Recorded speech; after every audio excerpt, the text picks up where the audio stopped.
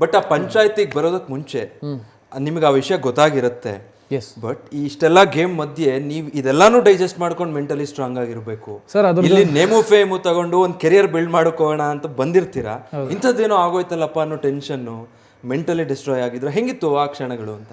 Sir ನಾನು already ಒಂದು ರೇಂಜ್ಗೆ ಕುಗ್ತಾ ಇದ್ದವನ್ನ ಇನ್ನೂ ಕುಗ್ಸೋ ಪ್ರಯತ್ನಗಳಾಯಿತು ಸರ್. ಬಂದು ಹೊರಗಡೆಯಿಂದ ಬಂದವ್ರು ಕೆಲವರು ದೆ ಸೆಡ್ ಈಗೆಲ್ಲ ಗೊತ್ತಾಗ್ತದೆ ಹೊರಗಡೆ ಯಾರ್ಯಾರ ಮುಖವಾಡ ಏನು ಅನ್ನೋದು ಗೊತ್ತಾಗ್ತಿದೆ ಅನ್ನೋ ಮಾತುಗಳೆಲ್ಲ ಬಂತು ಸರ್. ಅದು ತುಂಬ ಎಫೆಕ್ಟ್ ಆಯಿತು ಆ್ಯಕ್ಚುಲಿ. ನಮಗೆ ಹೊರಗಡಿನ ಸಮಾಚಾರ ಬೇಡ, ಹೇಗಿದ್ವೋ ನಾವು ಹಾಗೇ ಇದ್ದೀವಿ. ಸೊ ಅದೊಂದು ವಿಚಾರ, ಮತ್ತು ಇದೊಂದು ವಿಚಾರ, ಈ ನಮ್ರತ ಅವ್ರ ವಿಚಾರ. ಯಾರ ಹತ್ರ ಮಾತಾಡಿದ್ರೆ ಯಾರ ಮಾತು ನಿಮಗೆ ತುಂಬ ನೋವು ಕೊಡ್ತು ಆಗ, ಹೊರಗಿಂದ ಒಳಗಡೆ ಬಂದವ್ರದ್ದು?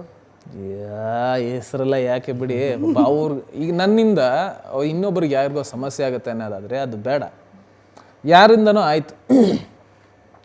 ಬಟ್ ಅದೇ ಆ ಎರಡು ವಿಚಾರದಿಂದ ಸ್ವಲ್ಪ ಬೇಜಾರಾಗಿದ್ದು ನಿಜ. And I wanted to ask sorry to their parents and ಅದನ್ನು ಮಾಡಿದೆ. ಬಟ್ ಯಾಕೆ ದಡ್ರ ಥರ ಆಡ್ತೀರಾ, ಏನು ಮಾಡಿಲ್ಲ ನೀವು ಅಂತ ಅಂದ್ಬಿಟ್ಟು ಸುದೀಪ್ ಸರ್ ಹೇಳಿದಾಗ ಹೌದಲ್ವಾ, ಇವ್ರು ಯಾರೋ ಬಂದು ಹೇಳಿದ ಮಾತಿಗೆ ನಾವು ಯಾಕೆ ಅಷ್ಟೆಲ್ಲ ರಿಯಾಕ್ಟ್ ಮಾಡಬೇಕಾಗಿತ್ತು ಅಂತ ಅನ್ನಿಸ್ತು.